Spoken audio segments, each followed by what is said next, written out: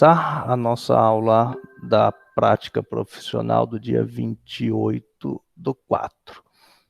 O que eu programei para vocês, então, foi um quadro respiratório para a gente ir discutindo anamnese, exame físico, e discutir até mesmo conduta nesse caso. Eu vou pôr a tela aqui do PowerPoint para a gente ir vendo. Tá compartilhando? Acho que tem mais alguém entrando. Deixa eu ver aqui. Laís. Pronto.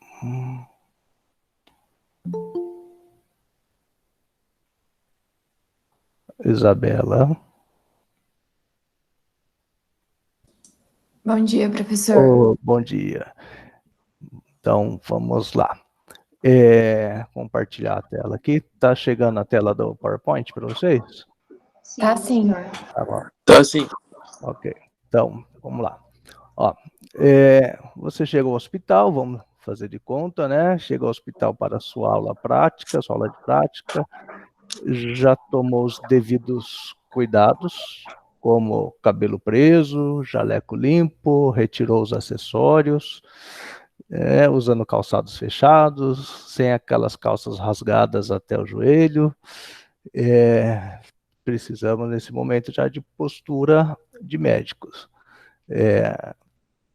E aí o professor te encaminha para um leito para acolher uma história, examinar a paciente e depois discutirem o caso. Aí vamos ver a primeira abordagem no leito. Chegando no quarto, você pergunta para a paciente o que ela tem. Será que essa é a abordagem adequada? Fiquem à vontade aí para falar. Primeiro você tem que se apresentar para o paciente, né? Exatamente. Se apresentar, pedir licença, explicar o porquê que você está lá. E aí, depois de feito tudo isso, também essa não é a pergunta adequada. Se você pergunta, né, no meu começo já tive resposta assim, tô aqui porque me mandaram, tô aqui porque o médico da UPA mandou eu vir, tô aqui porque meu filho falou que eu tinha que vir. Ou ele já vem com o diagnóstico que foi dado no outro serviço. Como no HU a gente recebe pacientes de outros serviços, nem sempre o diagnóstico vem correto. Às vezes é uma insuficiência cardíaca descompensada e o paciente vem com o diagnóstico de pneumonia. Aí você pergunta, né, o que a paciente tem? Ela fala, eu tenho pneumonia.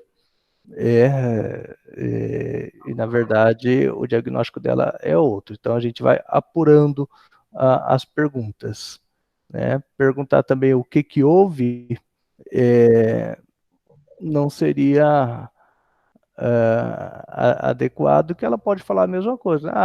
Eu fui na UPA e me mandaram aqui, eu estava no HC e me transferiram para cá. Alguns vão falar assim, o que houve é que eu estava com dispneia, ela estava com falta de ar, ela foi piorando, aí começou a ter tosse, mas nem sempre a gente vai ter uma resposta assim. Porque ela está por que a senhora está aqui?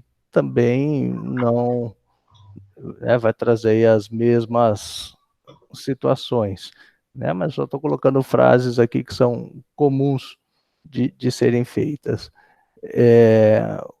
Né? A gente tem que saber o que a levou ao hospital, mas também perguntar assim, né? O que trouxe a senhora para o hospital? De repente ela fala, foi ambulância, foi Uber.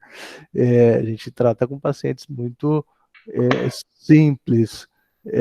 Então, o melhor assim é o que a senhora estava sentindo que fez procurar o atendimento médico, né? Aqui a gente começa a ter exatidão nas respostas dela, né? Então, o que a senhora estava sentindo quando a senhora procurou ir ao médico?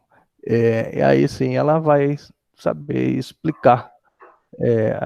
Estava tendo falta de ar, estava tendo dor, ou seja, o que for.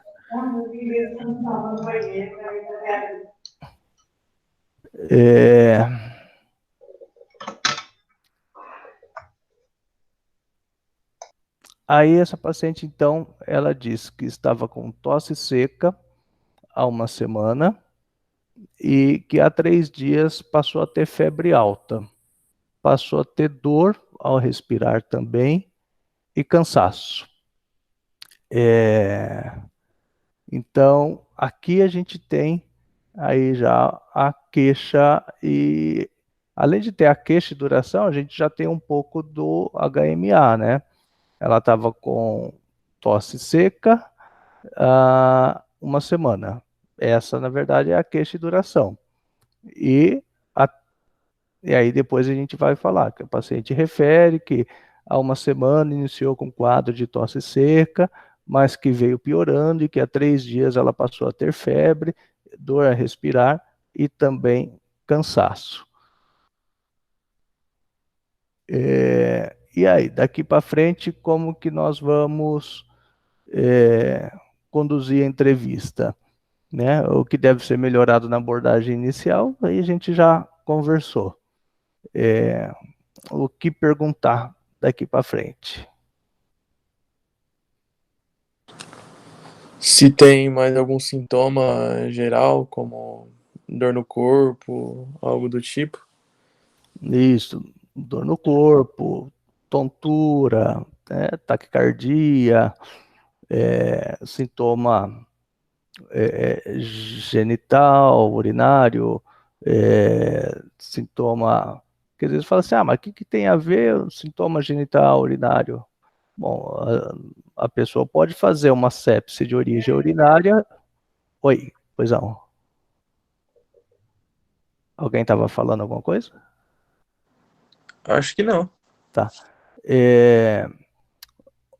A pessoa pode ter, por exemplo, uma sepse de origem urinária, uma infecção urinária evoluiu com sepse, e ter dispneia, né? É claro que é diferente dessa aqui, que ela está com uma semana de sintoma, e começou com tosse seca, né? Tudo. O que mais que a gente pode perguntar?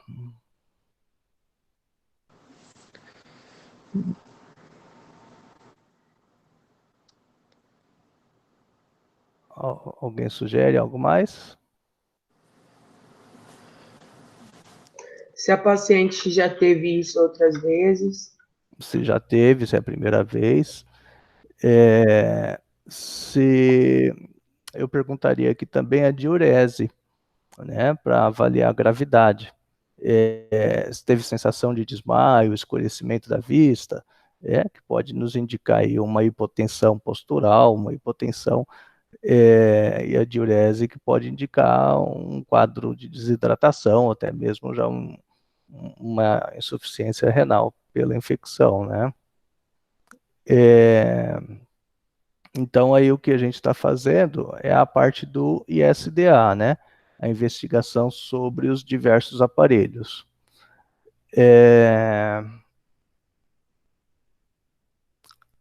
Aí, a partir daqui, a gente vai para os antecedentes familiares e os antecedentes pessoais. O infectologista gosta de colocar os antecedentes bem no princípio da história, porque os antecedentes já nos guiam bastante para possíveis doenças do paciente, né? A epidemiologia é bastante importante. Mas em alguma prova, em alguma situação, vocês vão precisar seguir essa sequência aqui. Mas para uso pessoal do dia a dia, eu acho bem benéfico colocar os antecedentes no início da história. Então, aí de antecedentes, o que a gente tem que perguntar para ela? Se o paciente é imunossuprimido, né? Se tem algum problema de imunidade, se toma algum medicamento que faz cair a imunidade dela. já tem alguma comorbidade também? né? Se tem alguma doença associada, né? Por exemplo, se tem HIV, eu vou pensar em algumas doenças específicas, né? Se tem DPOC, né, eu vou pensar em algumas situações. Se faz uso de álcool, tem algumas bactérias que são mais prevalentes, né? Para a gente tentar ir fechando o labirinto aqui. Hoje em dia já não tem tanta importância, mas né, em relação ao coronavírus não tem tanta importância saber se veio da Itália ou não, porque a gente já tem o vírus em circulação no país, né? Mas até um tempinho atrás era importante, né? Influenciava bastante a vinda de algum país da Europa ou do Oriente, né? Mas claro que a gente vai perguntar se teve algum deslocamento recente, né? Se mais alguém em casa tem o sintoma, né? Também é importante. Se bebe, se fuma.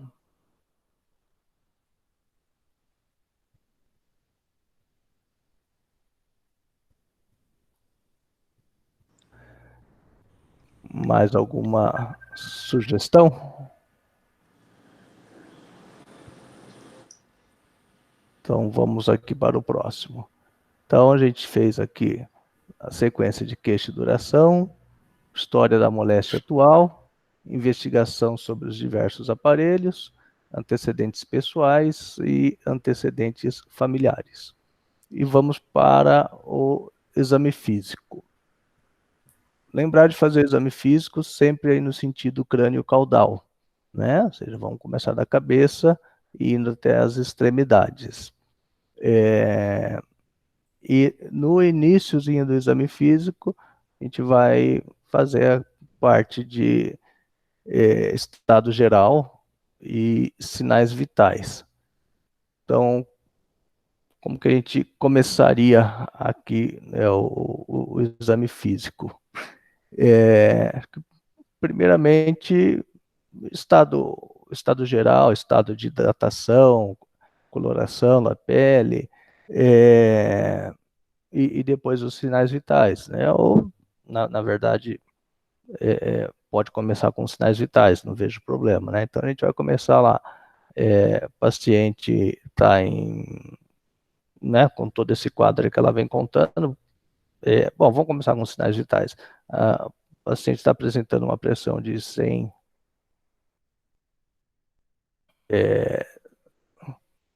por 60. Opa, esqueci de pôr a PA de 100 por 60. Frequência cardíaca de 120. Frequência respiratória de 25.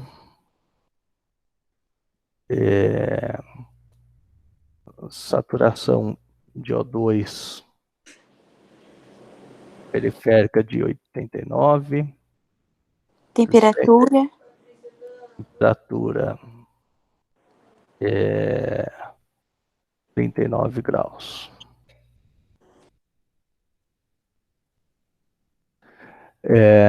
Bom, por aqui a gente já vê que a paciente não está muito bem, né? Então aí a gente vai descrever que ela está em irregular estado geral.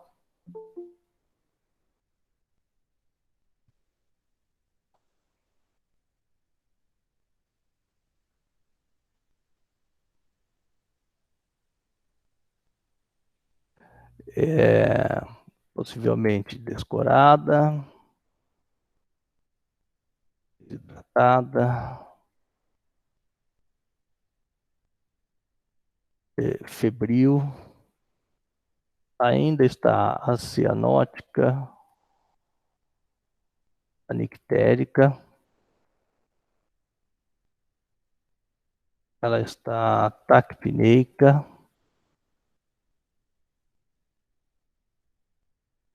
e ela está também dispneica. Qual que é a diferença entre os dois termos?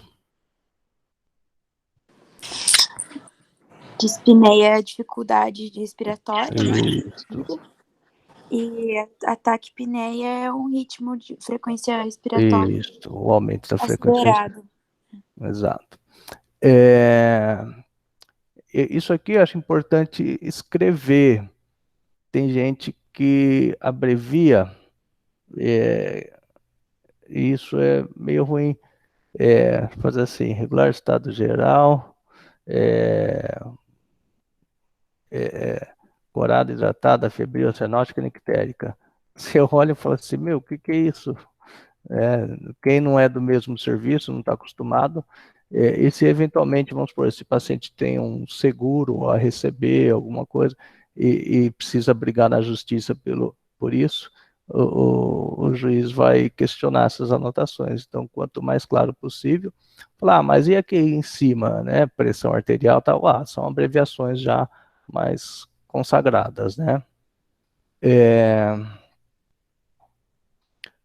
Bom, então, aqui de estado geral, a gente colocou. E agora a gente começa a parte de cabeça e pescoço. O que seria importante a gente colocar cabeça e pescoço aqui para essa paciente? Professor, tem alguma condição... perdão, pode falar, Laís. Não, era só para falar, palpar linfonodo. Isso, importante a gente ver se tem Seios da linfonodo. face. Seios da face, exatamente. Pode falar. Professor, tem alguma condição da infectologia, assim, que não seja por depressão dos sintomas gerais, que afeta o nível de consciência? Tem meningite, né? Meningite, encefalite. Ela pode não estar em sepse e não ter alteração importante de sintomas gerais e estar com o nível de consciência rebaixado, né? Então, sobretudo a encefalite, que ela traz bastante desorientação. Verdade, foi bom você ter falado isso. Aqui, né, a gente faltou a parte neurológica aqui de inicial, que ela está Orientada em tempo e espaço. Está consciente, ou seja, está acordada, ela está fazendo contato Comunicante. E orientada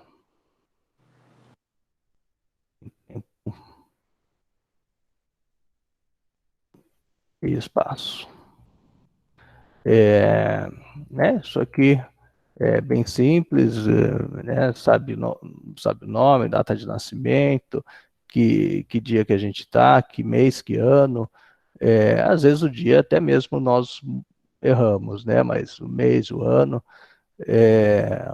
ou pelo menos a época do ano, dependendo se é um paciente que já tem algum grau de comprometimento, né? Se sabe onde está. Às vezes o paciente fala, estou no hospital, mas ele confunde um hospital com outro, ele está lá no HU, ele fala, estou nas clínicas. Né? Então está parcialmente orientado, né? Então esse aqui o nosso início. E aí na cabeça e pescoço, então a gente vai pôr ausência ou presença de linfonodos, né? Tendo linfonodos, a gente vai descrever linfonodos palpáveis, em cadeia anterior, lateral, com diâmetro de 2 centímetros, móvel, elástico, doloroso a palpação.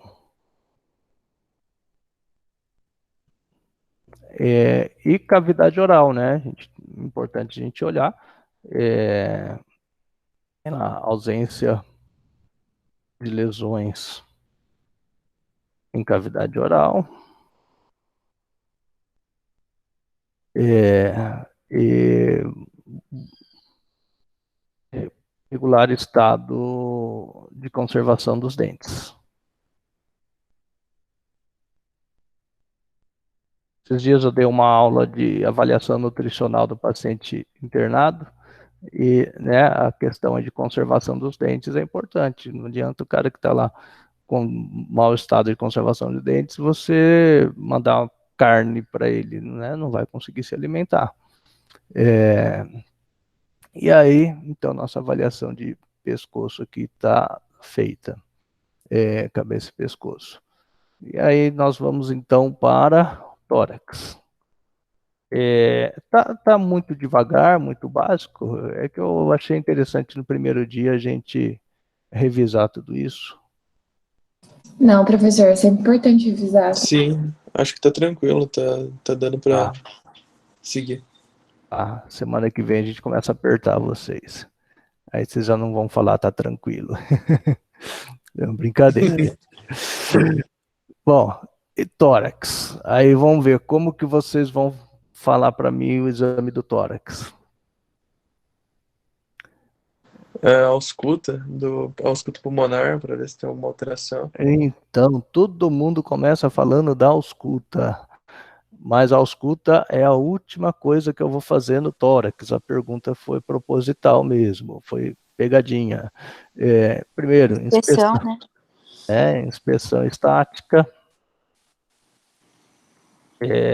Qual que é o formato, né? Vou colocar aqui tórax em tonel, por exemplo. Ô, professor, É, tá certo pensar que na infectologia é uma das áreas onde a inspeção é a mais importante? Porque se a gente trata de infecto, tá muito relacionado à picada de inseto, a marca dessas coisas, não tá? a inspeção para a gente conta bastante, sim. Né, às vezes alguma lesão na pele dá a dica.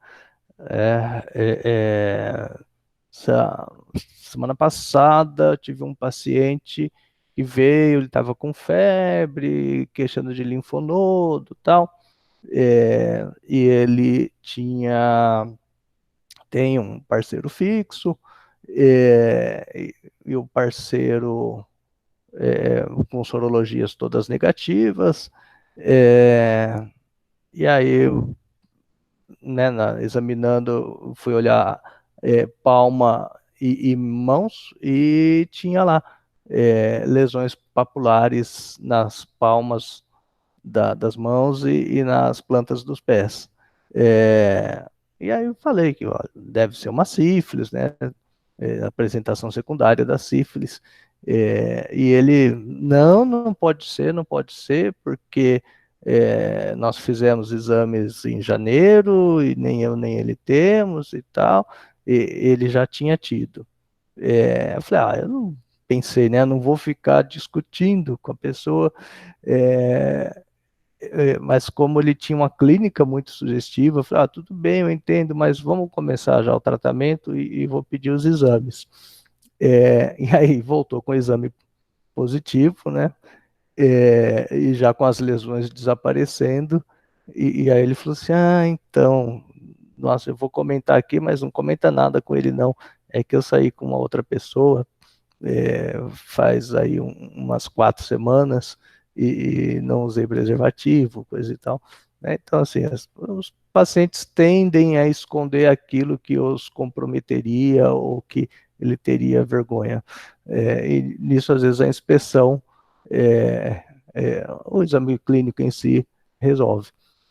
No caso desse paciente aí, né, se eu não tivesse pedido para olhar as mãos e os pés, talvez não teria feito o diagnóstico de imediato, né? Então, aqui, a inspeção estática, né, o formato, cicatrizes, retrações, abaulamentos.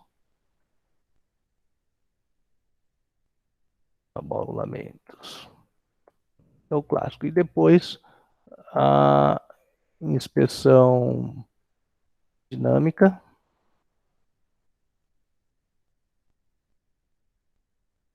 aí sim eu vou colocar, né, o movimento respiratório, se é respiração torácica ou abdominal, né, então o tipo de respiração. Aí depois eu mando para vocês isso aqui também, coloco lá no Google Class. Tipo de respiração, torácica, abdominal ou alguma outra característica. Se tem presença ou não de tiragem intercostal, da ideia da gravidade, até do tipo de doença, tiragem intercostal, ou retração de fúrcula. Retração de fúrcula vocês sabem, né? Na fúrcula external, quando a pessoa inspira, ela retrai.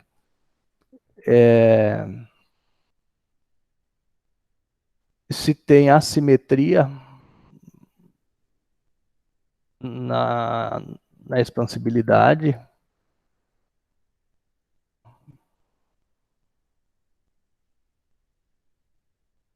consigo ver a expansibilidade só batendo o olho. Mas aí a gente vai daqui para a palpação.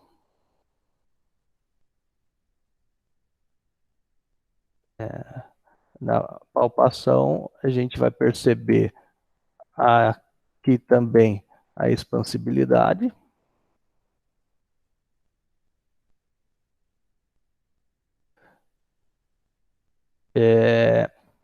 Naquele movimento de colocar a mão nas costas do paciente, com o polegar aqui na coluna do paciente, e conforme ele inspira, os polegares se afastam.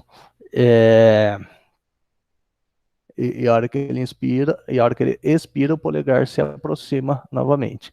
Né? Se mexe um lado só, o outro não, bom, algum problema temos nesse pulmão que não mexeu. Então, expansibilidade.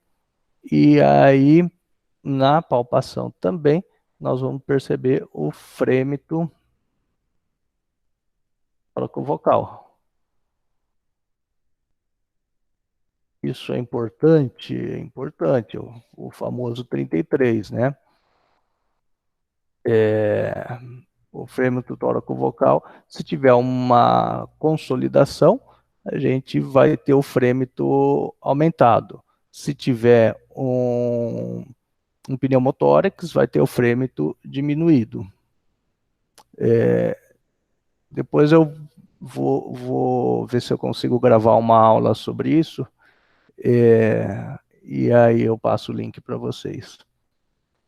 Então, na palpação, basicamente expansibilidade e o frêmito. E agora a percussão.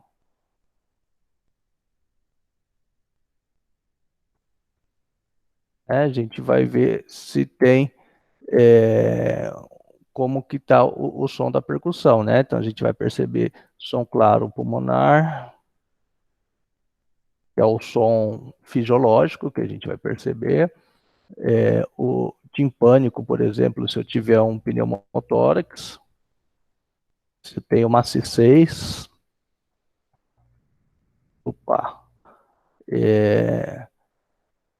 ou submasse 6, né?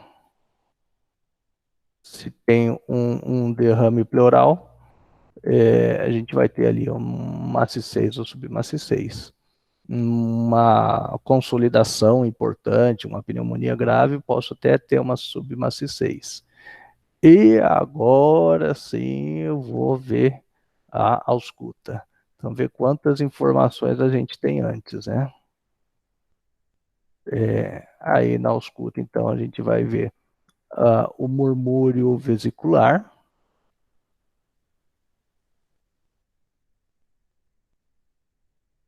Murmúrio vesicular.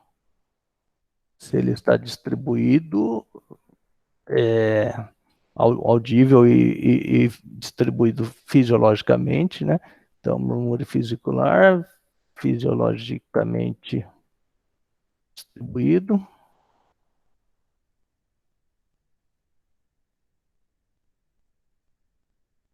Ou, por exemplo, o murmúrio vesicular abolido em base, Presença ou não de crepitações.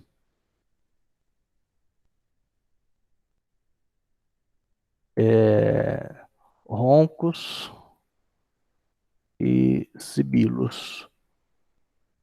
Eu vou colocar para vocês no Google Class um vídeo com esses sons. Vocês irem ouvindo e treinando.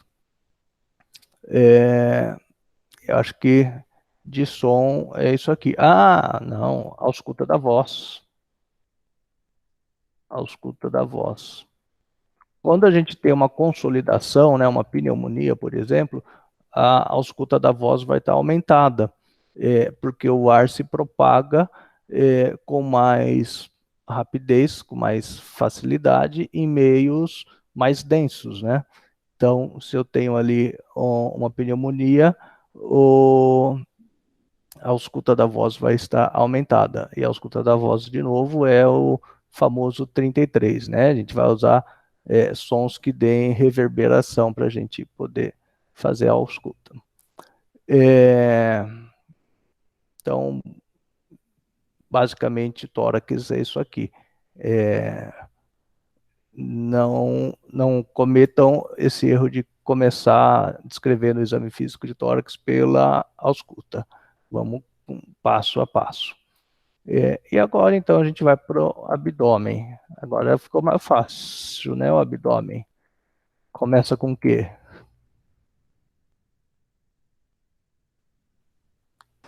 Inspeção também. Aí, inspeção. A gente vai ver o formato, né? Presença de massas, aumento de volume, né? Inspeção, a gente vai ver formato, volume, cicatrizes, semelhante aqui, né?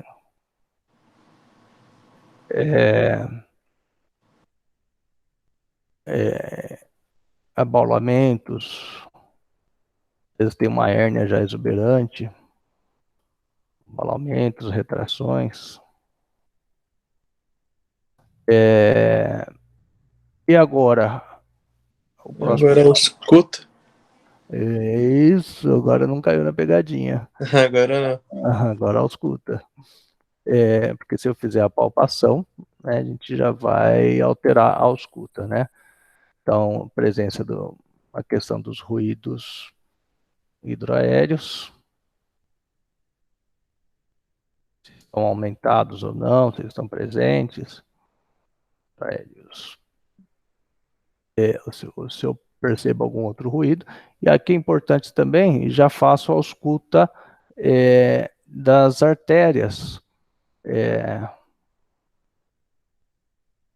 Então aqui a gente vai ver se tem, a gente faz a ausculta na aorta, nas renais e nas ilíacas. Aproveito esse momento aqui e já faço o exame. Falar nisso, no tórax, esqueci do cardíaco, né? Como a gente estava aqui pensando no quadro respiratório, mas o importante é o cardíaco, porque o quadro respiratório pode ser consequência do cardíaco. Depois a gente volta lá. E aí eu vou para extremidades.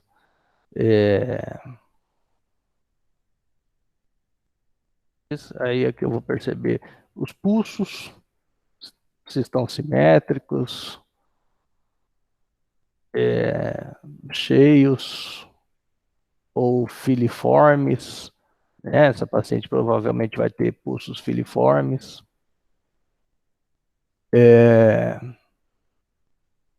Ou ausência de pulso.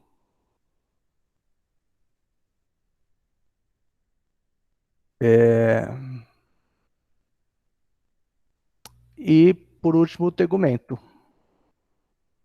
Pele íntegra, ou presença de escara, ou presença de petequias. Eu estou colocando todas as possibilidades para a gente não se atentar só ao caso da paciente, para vocês terem em mente aí tudo que vai descrever. Então, a pele íntegra ou presença de úlcera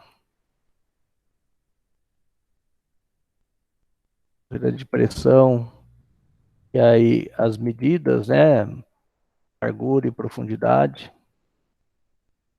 presença de secreção ou não,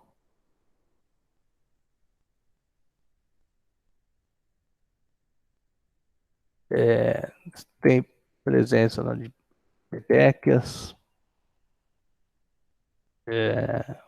ou outras lesões elementares, como diria Dr. Heron. Tudo isso acaba sendo realmente importante. Parece besteira, mas não, é bem importante. Só vou voltar aqui no tórax, que eu errei também, esqueci de falar o cardíaco, né? Então aqui a gente está no pulmonar.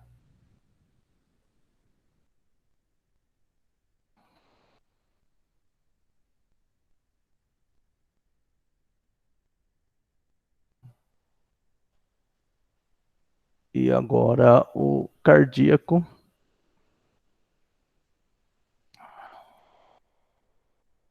Ou cardiovascular. Que a gente... Dizem assim que a palpação e a percussão hoje não tem muita utilidade, mas na verdade tem. Em áreas, em focos de ausculta, né? Se você tiver um sopro importante, você pondo a mão ali, você consegue perceber uma vibração. Então, importante a palpação, a percussão, para tentar delimitar a área cardíaca, né? Porque vamos considerar, por enquanto, só o nosso exame sem o exame físico. Palpação, percussão, e aí sim a ausculta. E lembrar que nesse momento a ausculta, né, dos principais focos aí, né? Aórtico, pulmonar, tricúspide e mitral.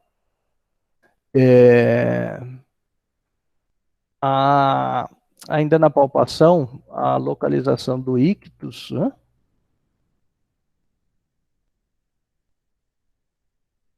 Onde que a gente deve localizar o ictus? Linha hemiclavicular, quinto espaço intercostal, né? Que é a ponta do coração.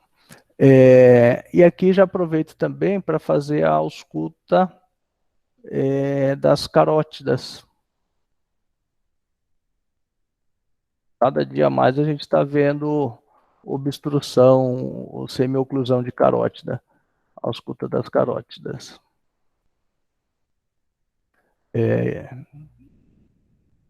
E quando for descrever a ausculta cardíaca, o pessoal costuma colocar assim, bulhas rítmicas, normofonéticas. Na verdade, não é a bulha que é rítmica. A bulha é só uma repercussão do movimento do coração, do ritmo do coração. Então a gente coloca ritmos, ritmo cardíaco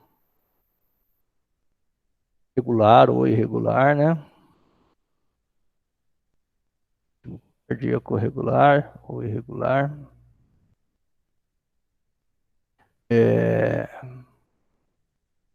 Aí a intensidade das bulhas, né? Então as bulhas normofonéticas ou hiperfonéticas ou hipofonéticas, com presença de sopro ou sem presença de sopro, né? Com ou sem sopro e descrever o sopro. E aí pronto, temos um exame completo do nosso paciente. Então, vamos considerar que a nossa paciente está aqui com pressão 10/6, frequência cardíaca 120, frequência respiratória 25, temperatura 39. Está em regular estado geral, consciente, está contactuante, orientada, mas está desidratada, febril, acenótica, nictérica, taquipneica e dispneica. Aí agora vamos começar, vou criar o exame para ela aqui. Não tem linfonodos, tá, não, ela tem aqui linfonodos palpáveis, 2 centímetros, móveis fibroelásticos. No tórax, na inspeção estática, não vemos alteração, mas ela tem um tórax em tonel, não tem cicatrizes nem abaulamentos. Na inspeção dinâmica, a respiração, ela é uma respiração tendendo a ser abdominal, e tem tiragem tiragem intercostal. Ela é simétrica e a expansibilidade está discretamente diminuída. Na palpação, a expansibilidade à direita está diminuída, e o frêmito tóraco-vocal está aumentado na base direita. Na percussão, ela tem uma submaciçez na base direita. E na ausculta, o murmúrio vesicular está diminuído na base direita, com presença de crepitações. E no restante da área pulmonar está fisiologicamente distribuído. Do cardíaco, a gente não viu alterações, abdômen também não. Os pulsos nas extremidades, os pulsos estão filiformes, de uma forma difusa, assim, todos eles. A pele está sudoreica, pegajosa, né, sudoreica, e sem nenhuma lesão. Ficaria pouco preocupado ou muito preocupado com essa paciente?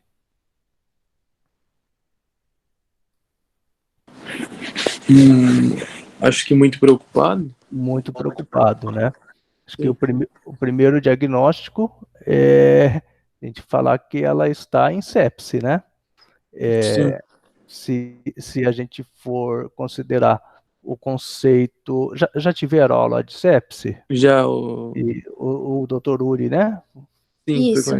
Tá. Né? Se a gente for considerar o conceito do ILAS, que é o Instituto Latino-Americano de Sepse, ela tem taquicardia, taquipneia, ela tem taquicardia, ela tem taquipneia, ela tem febre. Já tem três conceitos aqui. Aí tem a questão laboratorial também, que seria, vamos supor que no exame complementar dela,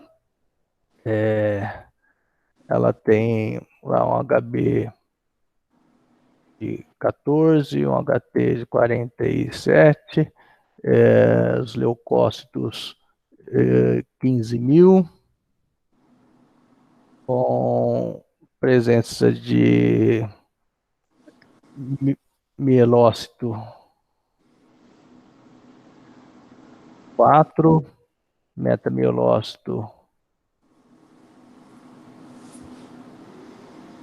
6, bastonetes 10, segmentados 70. Então ela tem uma neutrofilia importante, né? 87% de neutrófilos. E aí né, vai ter uma linfopenia. Então ela tem um conceito laboratorial também, que é presença de mais de 10.000 leucócitos. Tem a outra que seria, acho que menos de 4.000, né? E mais de 10% de formas jovens, né? Ela tem 17% de formas jovens, seria bastonetes, mielócito, metamielócito. Aí vamos pôr uma informação importante de que a creatinina dela está 1,7. Se for usar o conceito que foi publicado lá no artigo que chama sepsis.3 do JAMA, sepse é infecção mais disfunção de órgão. Bom, ela era saudável, aí ela tem infecção e tem disfunção de órgão, ela tem a creatinina de 1,7, então é sepse. Na verdade, a gente tem que considerar aqui o SOFA, né? Lembram do SOFA, né? Que é a avaliação sequencial aí de disfunção de órgãos. Que eu vou ter que ter uma oscilação de 2 pontos do SOFA para poder dizer que seja uma sepse. Se o basal dela era 0 e aí eu tenho 2 pontos, provavelmente nessa paciente eu vou ter, porque vamos considerar que o INR dela esteja aumentado, né? O coagulograma já aumentou, está com um INR de 1,8. Tem 1 ponto para creatinina, 1 ponto para o INR. O SOFA oscilou 2 pontos. Nos parâmetros de gasometria, talvez ela já tivesse 1 ponto, que ela já tem aqui um tórax em tonel, vamos considerar que ela fosse uma tabagista, uma DPOC, talvez já tivesse 1 ponto na parte respiratória. Então, aí o SOFA de base dela seria 1. Então, ela teria que somar mais 2 pontos para poder dizer que ela está em sepse. Então, com mais 2 pontos no SOFA, seria um SOFA de 3. Então, infecção mais oscilação de 2 pontos no SOFA, eu vou falar que isso é sepse. E abolido o conceito de sepse grave, né?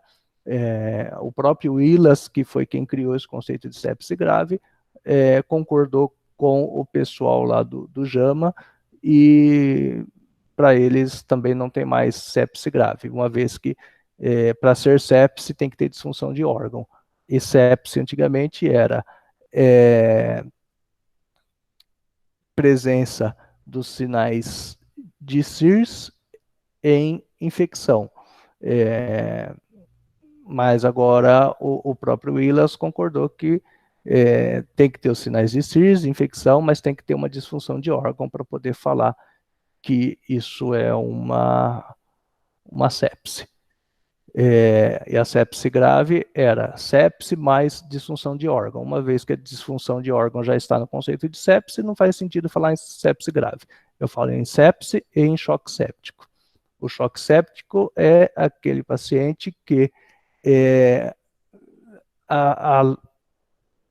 além de tudo isso, ele tem uma hipotensão e tem um aumento de lactato e que, apesar de eu fazer uma reposição volêmica adequada, acho que por 1 hora, se não me engano, ele não apresenta melhora dos parâmetros e precisa de droga vasoativa, né? Então, esse seria o choque séptico. Bom, o que nós vamos fazer com essa paciente, então? Primeiro, vamos fazer diagnóstico. Eu gosto de um sistema que chama hierarquia de diagnósticos.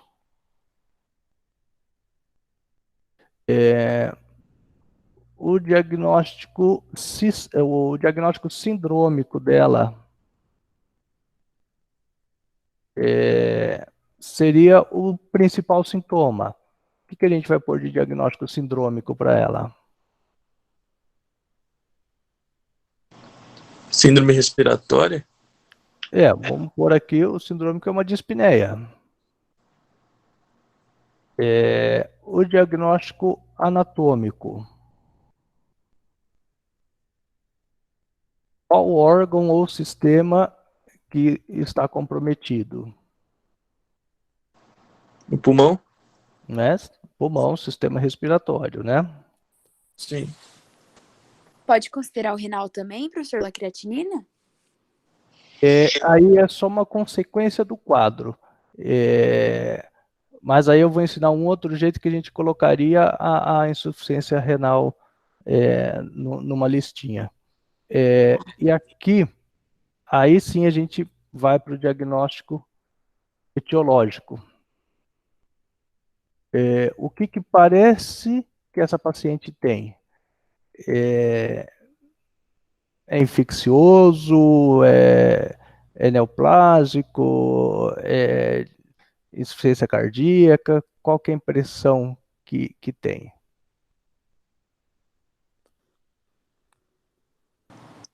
Que é um quadro infeccioso?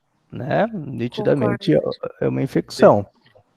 Então, etiológico parece ser uma pneumonia bacteriana. Aí, né, falar qual é o agente não dá para falar, mas dá para eu saber que o mais comum é o pneumococo, em todas as situações. Em algumas situações específicas eu tenho que considerar outros agentes, mas o mais comum é o pneumococo, que é o Streptococcus pneumoniae. Tem uma outra forma, a minha chefe na residência gostava de fazer dessa outra forma, e é uma lista de problemas. Então, o que essa paciente tem? Né, parece que ela tem um DPOC, agora ela tem uma dispneia, parece ser uma pneumonia, deixa interrogado, mas ela tem também uma insuficiência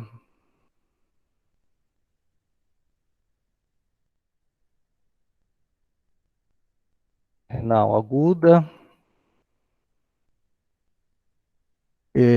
e ela tem também já um distúrbio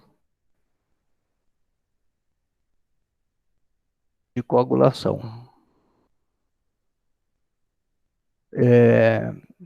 Então, entra na listinha de problema delas também a sepse, com tudo isso. Professor, É, posso fazer uma pergunta? claro.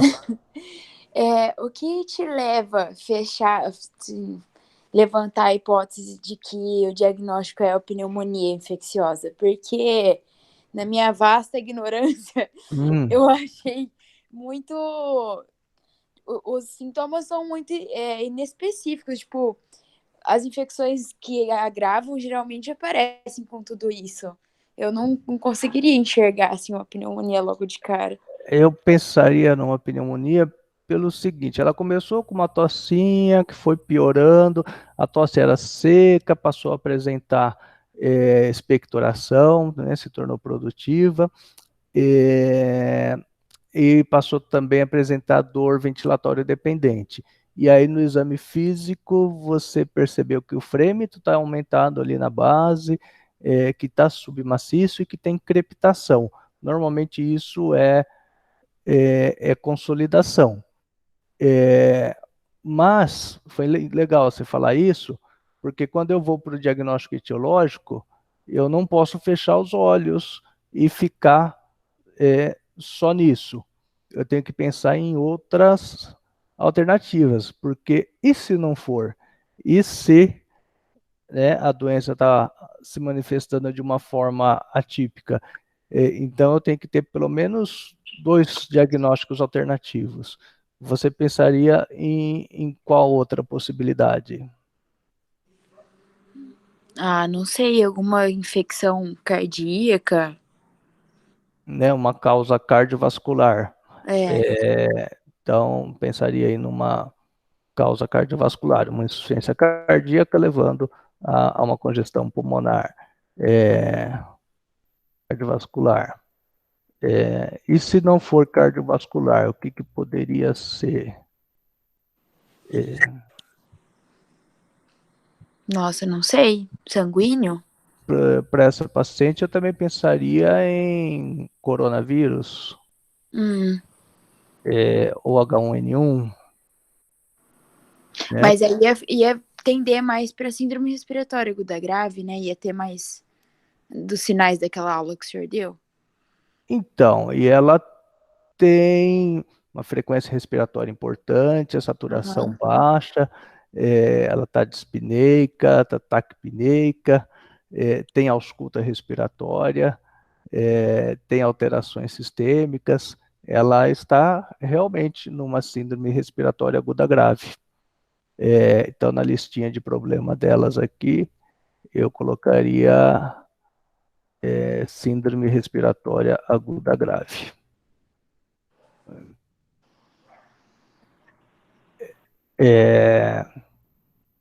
As duas formas são corretas. Eu gosto bastante dessa aqui de hierarquia de diagnóstico, que nos ajuda de uma forma mais sistemática a ir fechando o labirinto e chegar no diagnóstico com mais exatidão. Por esse lado aqui, quando eu faço a listinha, ela não me deixa escapar das condutas que eu tenho que tomar. Ela é boa para condutas que eu tenho que tomar. O que eu vou fazer para essa paciente? Agora, só para, então, complementar o diagnóstico, deixa eu colocar uma imagem aqui.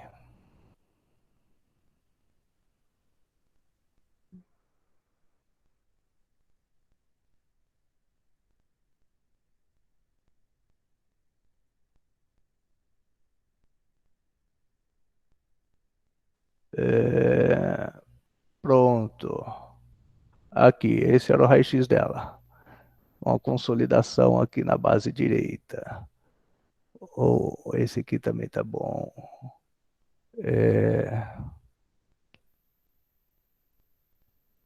Esse aqui tá mais sutil. Agora fechou o diagnóstico, né? Mas também não me exclui possibilidades virais. Infecção, síndrome respiratória aguda grave, em vigência de período de transmissão de H1N1, eu tenho que considerar a possibilidade de H1N1. Se a paciente evoluindo para uma piora respiratória, eu entraria com o Zeltamivir para ela. Por enquanto, parece ser uma sepse por um quadro pneumônico, mas considerar possibilidade do H1N1. Vamos traçar um plano de cuidados aqui para ela. O que ela precisa com urgência? Fazer uma listinha de cuidados. Primeira coisa para ela, antibiótico, né?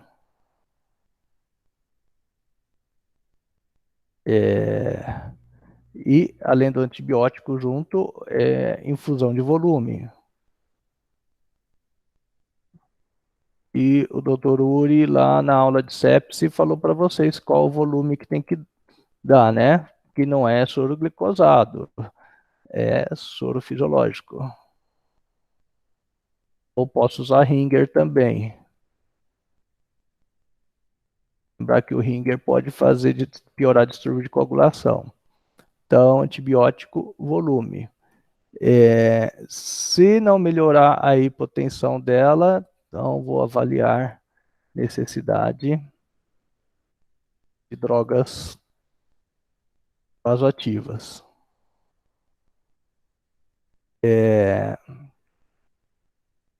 Ela precisa de oxigênio, né? Tá saturando mal. Oxigênio suplementar. Exames mais que eu preciso colher, culturas, né? Hemocultura. E os outros exames para fazer o gasometria arterial, sempre numa sepse precisa de gasometria arterial, o ácido lático ou lactato, e todos os outros exames para eu completar a avaliação do SOFA. Então, fazendo isso certinho, a chance da paciente evoluir mal diminui. Então, temos que ter essa sequenciazinha aqui na cabeça.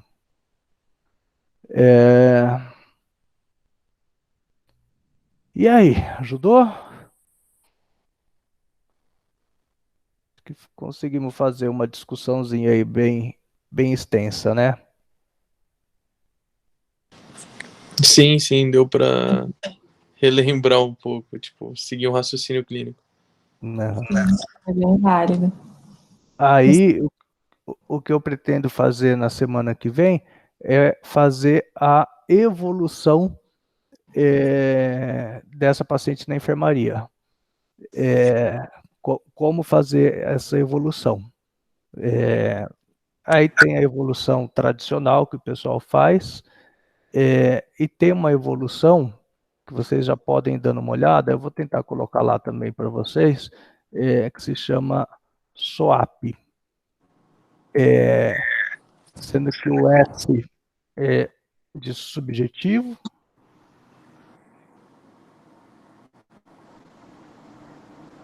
o de objetivo, a de avaliação e o P de planejamento. Planejamento.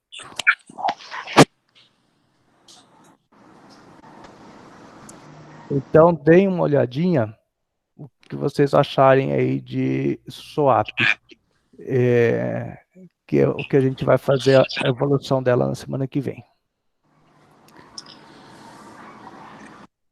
Tá bem? Tudo bem, professor. Certinho, doutor. Podemos encerrar, então? Aham. Tudo Tem- certo. Podemos Tem- sim, doutor. Muito obrigada. Tem alguma dúvida a mais? Não. Tá joia, então. Obrigada. Semana que vem no mesmo horário. Tudo bem, obrigada. Tranquilo, Tá. doutor. Muito Obrigado. obrigada, Professora, viu? Obrigado. semana que vem. Obrigado aí pela presença e participação. Imagina, a gente que agradece, professor. Obrigada. Tchau, tchau. Tchau, vou encerrar a Tchau. gravação.